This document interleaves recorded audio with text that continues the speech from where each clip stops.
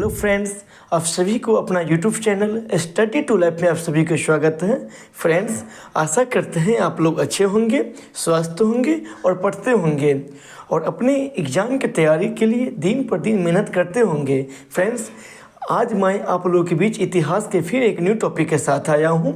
इसमें पढ़ने वाले हैं हम आज हड़प्पा सभ्यता, जिसे सिंधु घाटी सभ्यता के नाम से जाना जाता है। इससे पहले फ्रेंड्स, मैं एक वीडियो बना चुका हूँ जिसमें पढ़ा है प्राग ऐतिहासिक काल। तो फ्रेंड्स, आज मैं पढ़ेंगे हड़प्पा सभ्यता। फ्रेंड्स, ये प्रश्न आपको चाहे यूपीएससी हो, बीपीएससी हो, चाहे स्टेट पीसीएस एग्ज़ाम हो, रेलवे, एनटीपीसी, एसएससी जीडी या एसएससी सीजीएल या कोई भी स्टेट लेवल के एग्ज़ाम हो, इतिहास के जो प्रश्न आएगा इसमें ज़रूर 2 से 3 नंबर पूछ लिया जाएगा। फ्रेंड्स, ये प्रश्न बहुत भी है, ये 12th में भी आता है। फ्रेंड्स, वीडियो को ज़रूर अंत तक देखें। फ्रेंड्स, आइए हम बिना देरी के हुए स्टार्ट करते हैं। तो फ्रेंड्स देखिए, हम इसमें जो पढ़ेंगे थ्योरी टाइप के क्वेश्चन। फ्रेंड्स, इससे पहले हम आपको बता चुके हैं इतिहास किसे कहते हैं। इतिहास अतीत में घटित घटनाओं का विवरण है। अतीत का अध्ययन ये क्या कहलाता है? इतिहास कहलाता है। फ्रेंड्स, इतिहास के पिता हेरोडोटस को कहा जाता है और इतिहास को जो है 3 खंडों में बांटा गया है। प्राग ऐतिहासिक काल, जिस पर मैं ऑलरेडी वीडियो बना चुका हूं। आज हम पढ़ेंगे जो अध ऐतिहासिक काल, जिसमें पढ़ेंगे हम हड़प्पा सभ्यता। इससे पहले हम पाषाण काल, ताम्रपाषाण काल पूरे एक वीडियो में मैं कवर कर चुका हूं।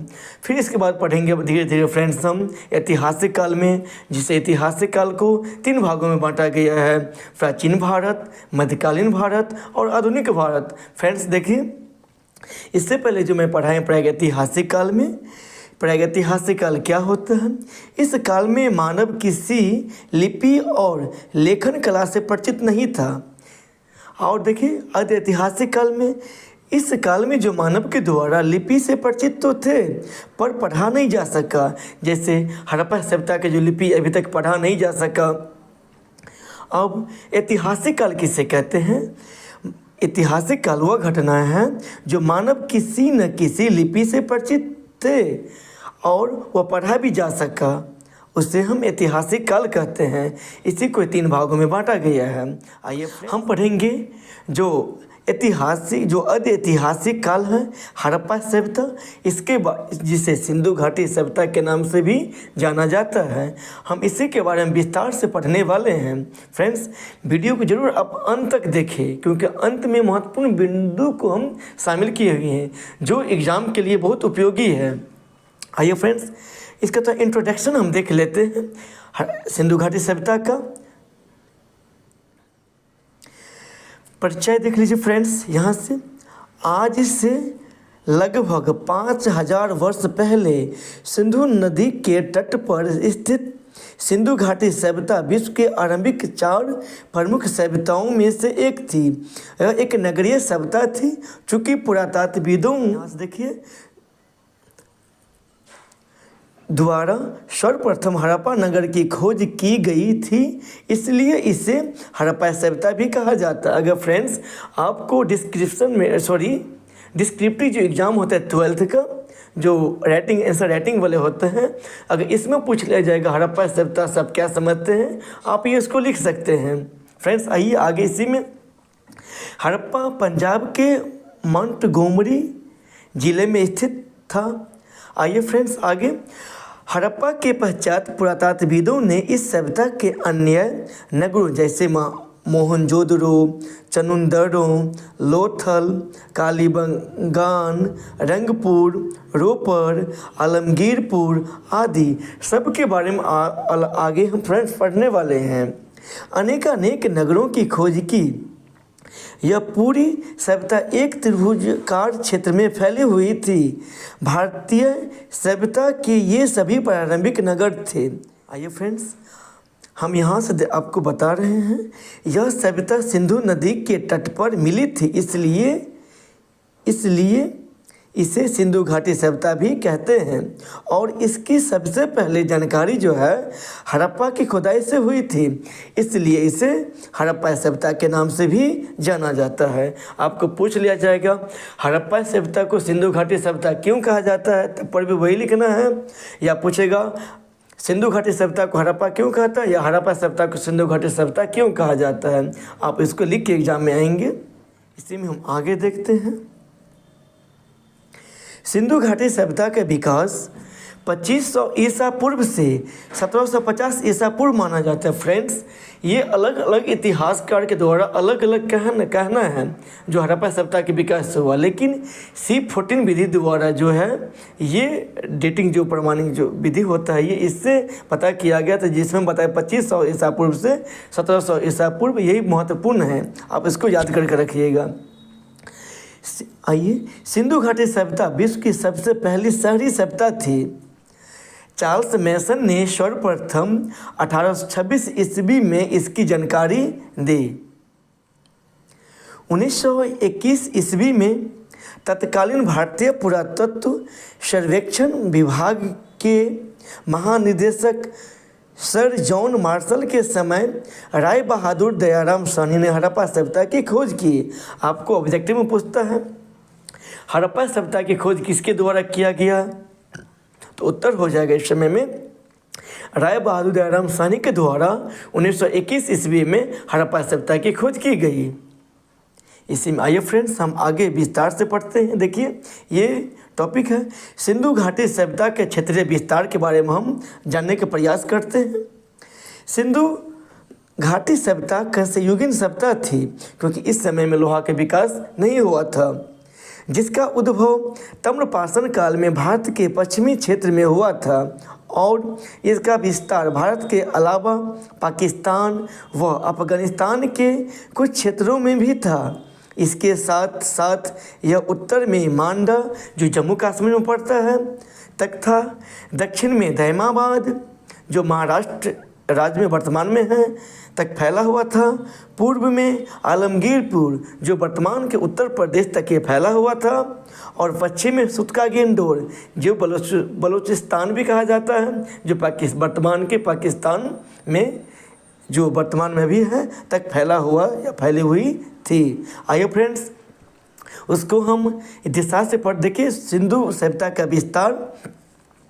आइए ये नॉर्थ हो गया उत्तर, दक्षिण, ये पूरब, पश्चिम, यहाँ से देख लीजिए ये पूरब ये पश्चिम। यहाँ देखिए आप उत्तर में बताए हम आपको जो सीमा था हड़प्पा सभ्यता का विस्तार ये मांडा जो जम्मू कश्मीर में, दक्षिण हो गया दैमाबाद जो महाराष्ट्र में, पूर्व में जो आलमगीरपुर उत्तर प्रदेश में और पश्चिमी सीमा जो सुतकागिंडोर।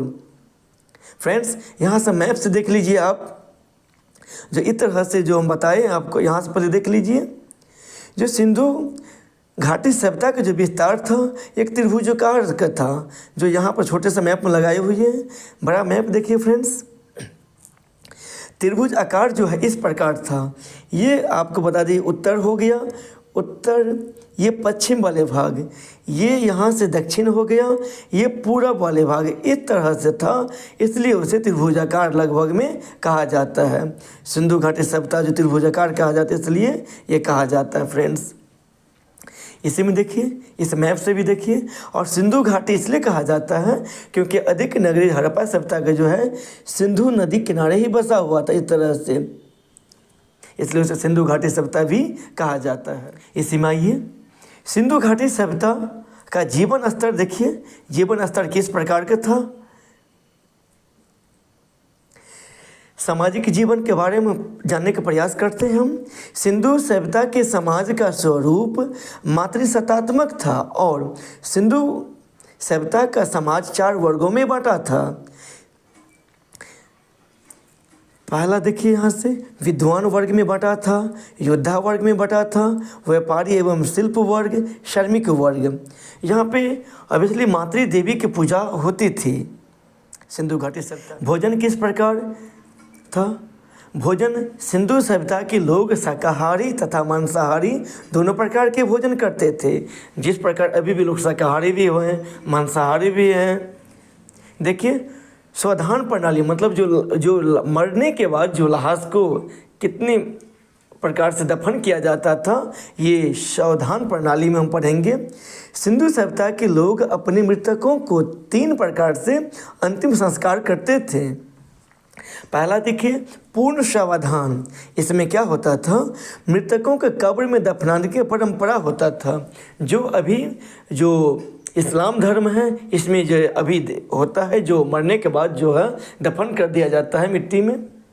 और हमारे हिंदू समाज में जो होता है ये दाह संस्कार, जैसे कि मरने के बाद उसको जला दिया जाता है। इससे पहले देख लीजिए यह आंशिक सावधान, यह मृतक के शरीर को जंगल में रख देना। जब पशु पक्षी उसके मांस को खा लेते थे तो हड्डियों को दफना देते थे। तीसरा ये है दाह संस्कार, जो हिंदू समाज के परंपरा में ये है प्रचलित है, मृतकों को जलाने की परंपरा। फ्रेंड्स ये देखिए, इसके बारे में बता दें, यहाँ के लोगों का मानना ये था मरने के बाद जो हमारा बॉडी तो कोई किसी का काम नहीं आएगा, इसलिए किसी के तो आहार बनेगा, इसलिए मरने के बाद बॉडी को कोई एक स्थान पर रख दिया जाता था। इस बॉडी को पक्षी गिद्दड़ जो भी जानवर उसको नोच के खाते थे। बचने के बाद जो अवशेष बचता था या तो नदी में जल प्रवाह कर देते थे या नहीं तो उसको जला दिया जाता था। ये आंशिक सावधान में। नेक्स्ट इसी में आ गया ये देखिए, यहाँ से हम पढ़ेंगे यहाँ जो हड़प्पा सभ्यता में नगर नियोजन किस प्रकार था। सिंधु सभ्यता के नगर विश्व के प्राचीनतम सुनियोजित नगर था। ऐसा फ्रेंड्स ये जो था, जो शाही जो व्यवस्था था, एक नगर नियोजन था, क्योंकि नाली के भी प्रमाण यहाँ से मिले हैं। ये देखिए यहाँ से हम आपको बता रहे हैं, हड़प्पा और मोहनजोदड़ो में मकानों के निर्माण में सामान्यतः पक्की ईंटों का प्रयोग मिलता है। सिंधु सभ्यता में जो मकान के दरवाजे होते थे वह मुख्य सड़कों पर न खुलकर पीछे की ओर गलियों में खुलते थे। इसी में आगे सिंधु सभ्यता में सर्वाधिक रास्ता जो चौड़ी सड़क मोहनजोदड़ो से प्राप्त हुई है। देखिए फ्रेंड्स, ये यहाँ से मैप हम लगाए हुए, यहाँ देख लीजिए, ये रास्ते जो था चौड़ी सड़क था। ये देखिए बीच में जो रास्ता जो गया चौड़ा सड़क कहीं न कहीं था ये।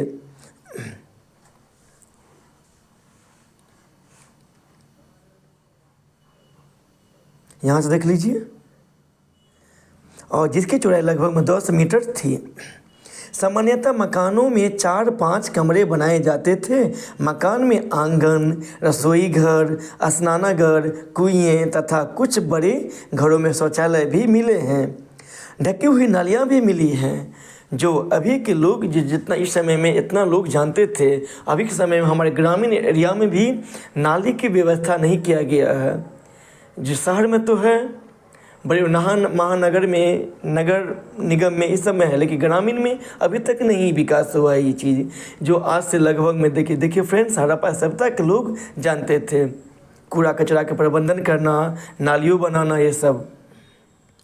यहाँ से देखिए आगे हम आप पढ़ते हैं फ्रेंड्स, सिंधु सभ्यता के प्रमुख जो स्थल कौन कौन था, ये बहुत इम्पोर्टेंट है फ्रेंड्स। ये सब देखिए, हड़प्पा सभ्यता की खोज जो है 1921 में हम आपको बताए हैं।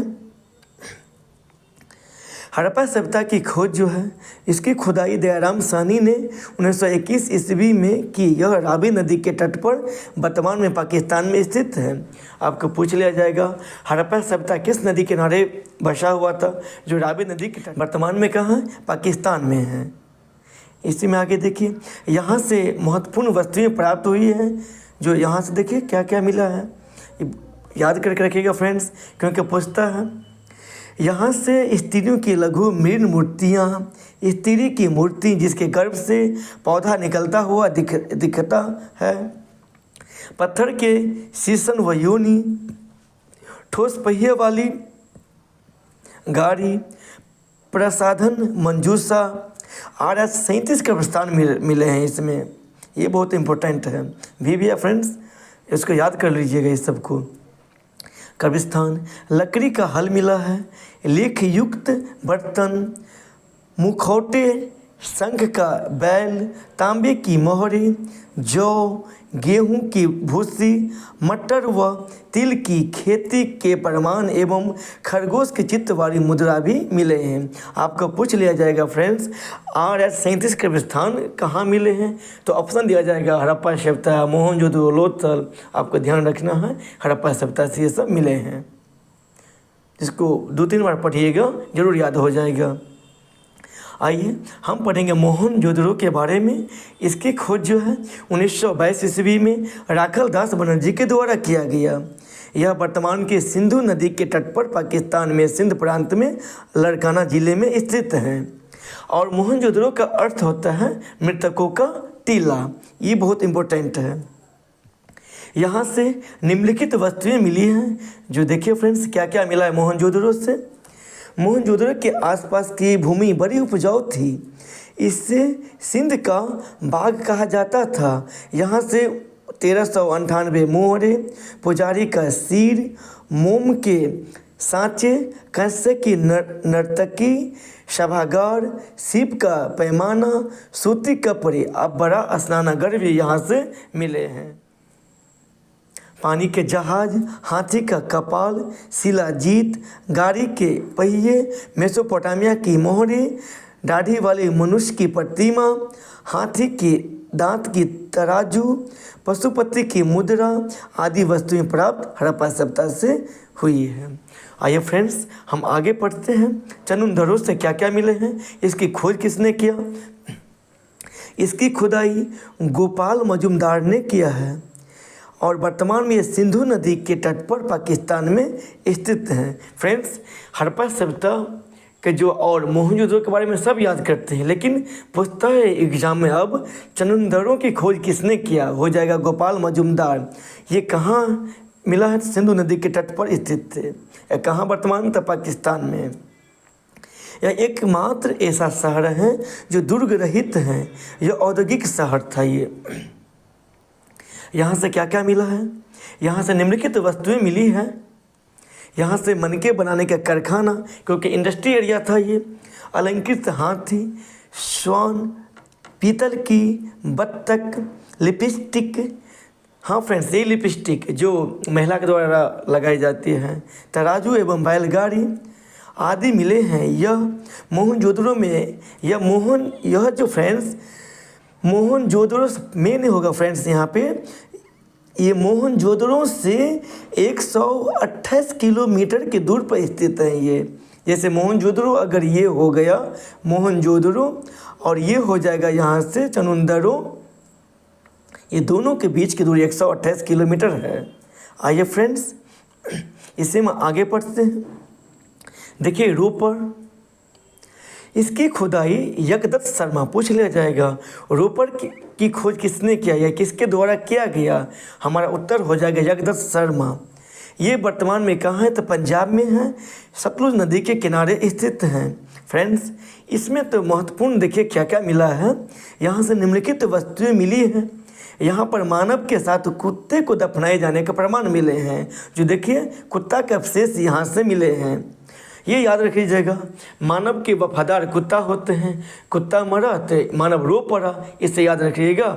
जो रोपर में मानव के साथ दफनाए जाने कुत्ता का दफन किया हुआ प्रमाण मिले हैं। आइए कालीबंगा से क्या क्या मिला है। कालीबंगा की खोज किसने किया है, तो कालीबंगा की खुदाई बीके थापर तथा बीबी लाल ने की। वर्तमान में यह राजस्थान में घग्गर नदी के किनारे स्थित है। बहुत इम्पोर्टेंट है। कालीबंगा का अर्थ होता है काली मिट्टी के चूड़ी। यहाँ से निम्नलिखित वस्तुएं प्राप्त हुई हैं। जो देखिए यहाँ से क्या क्या मिला है। यहाँ से अग्निकुंड, बेलनाकार मोहरे, अलंकृत फर्श, तांबे की बैल की मूर्ति, लकड़ी की नाली, नक्शीदार ईंट, मस्तिष्क सोथ की बीमारी वाला कपाल, हल से जूते खेत का प्रमाण। फ्रेंड्स ये बहुत इंपॉर्टेंट है, पूछ लिया जाएगा हल से जूते खेत के प्रमाण कहाँ से मिले हैं, उत्तर हो जाएगा कालीबंगा। और कालीबंगा का अर्थ होता है काली मिट्टी की चूड़ी। और यहाँ से देखिए और एवं भूकंप के प्राचीनतम प्रमाण भी मिले हैं। धौलावीरा से देखिए क्या क्या प्राप्त हुआ है।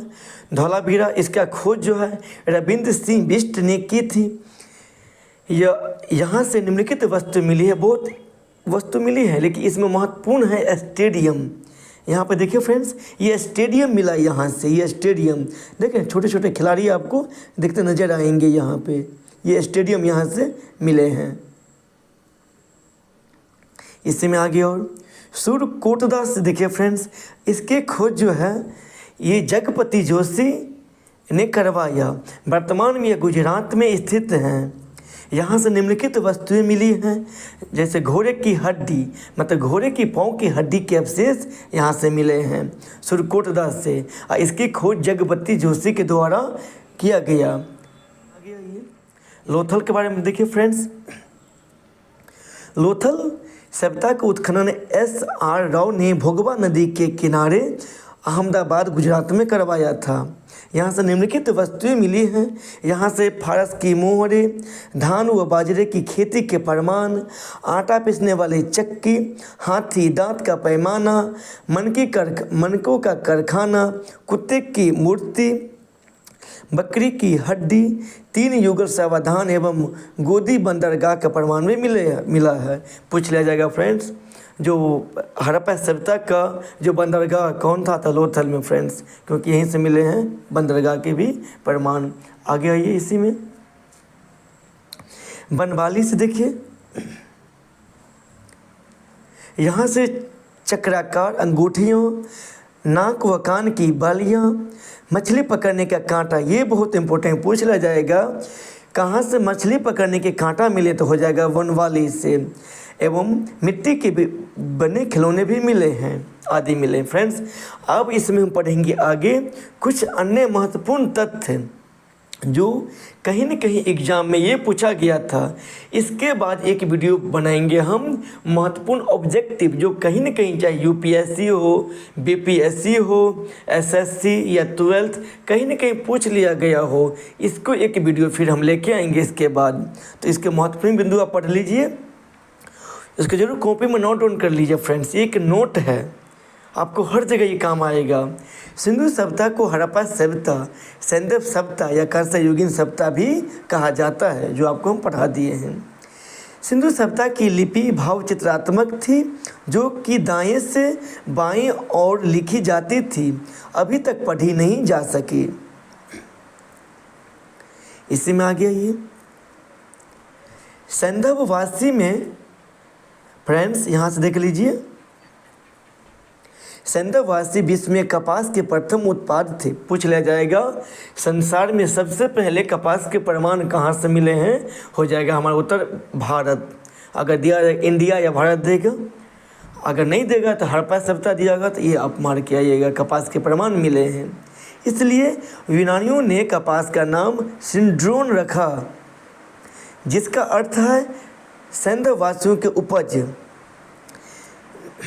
सिंधु घाटी सभ्यता के लोग कृषि भी करते थे, पशुपालन भी करते थे, आपको हम बता दिए हैं। इससे पहले ऐतिहासिक काल में इसी समय में लोग आग जलाना, कृषि करना स्टार्ट कर दिया था। पर उनका मुख्य जो व्यवसाय था व्यापार था, व्यवसाय था, मुख्य व्यवसाय। आइए फ्रेंड्स, व्यापार था। इसी में आगे आइए, सिंधु सभ्यता के लोग माप तौल से परिचित थे। सिंधु सभ्यता के लोग लोहे से परिचित नहीं थे, क्योंकि यहाँ पे ये सिंधु घाटी सभ्यता कंसयुगीन सभ्यता थी। हड़प्पा में मिट्टी के बर्तन में समेत लाल रंग के उपयोग होता था। यहाँ से देखिए फ्रेंड्स, ये मिट्टी के बर्तन हैं, ये लाल रंग का उपयोग यहाँ से, ये मिट्टी में सॉरी फ्रेंड्स, यहाँ से होता था। देखिए ये चीज़ सब, ये मिट्टी के बर्तन सब है। ये मोहरे हो गया, ये देखिए यहाँ से आगे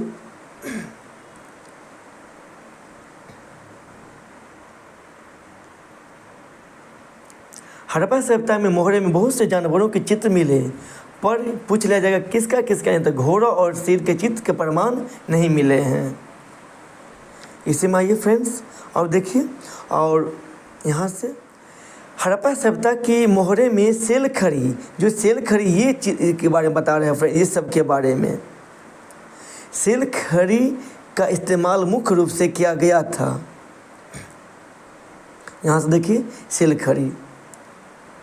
हड़प्पा सभ्यता की जानकारी का मुख्य स्रोत क्या है? तो उत्तर हो जाएगा हमारा पुरातात्विक खुदाई से ये प्रमाण मिले हैं जो यहाँ पर हड़प्पा सभ्यता कभी न कभी बसा हुआ था। सिंधु सभ्यता किससे संबंधित है?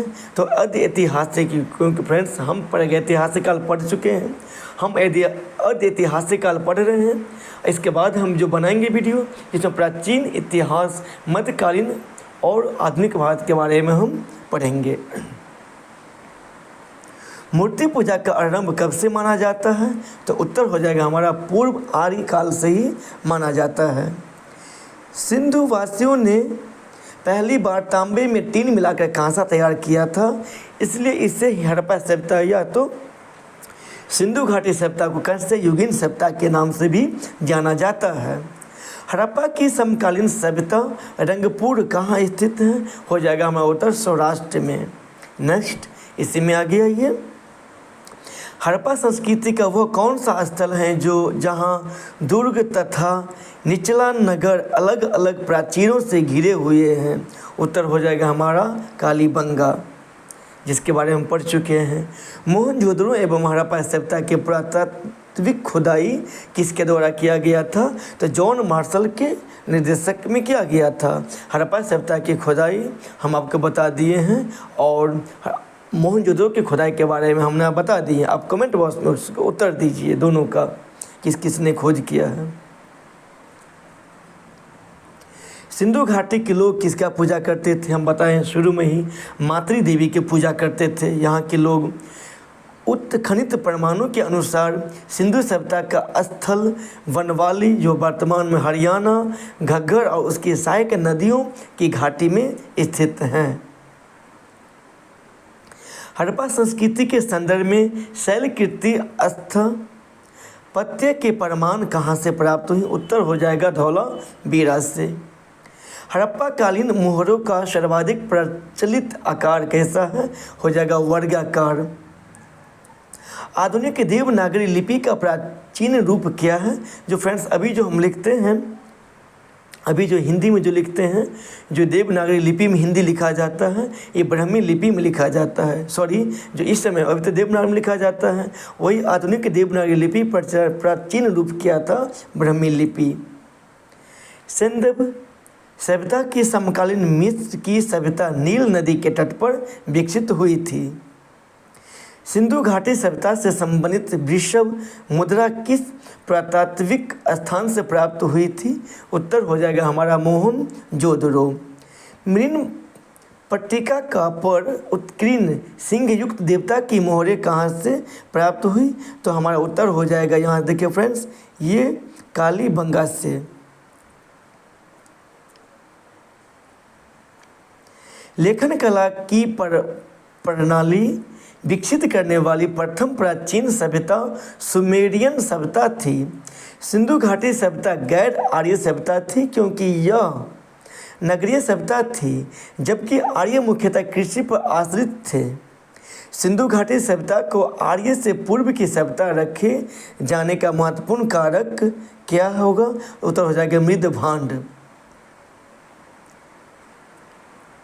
इसमें देखिए महत्वपूर्ण बिंदु और आगे, भारत में किस प्रकार के मृदभांड द्वितीय नगरीकरण के प्रारंभ के प्रतीक माने गए हैं? उत्तर हो जाएगा उत्तरी काले पॉलिशकृत मृदभांड। भारत में चांदी की उपलब्धता के प्राचीनतम साक्ष्य किस सभ्यता से मिलते हैं? उत्तर हो जाएगा हड़प्पा सभ्यता से। मेसोपोटामियाई अभिलेख में सैंदव सभ्यता के लिए कौन से शब्द का प्रयोग किया गया? हो जाएगा मेहलुआ का।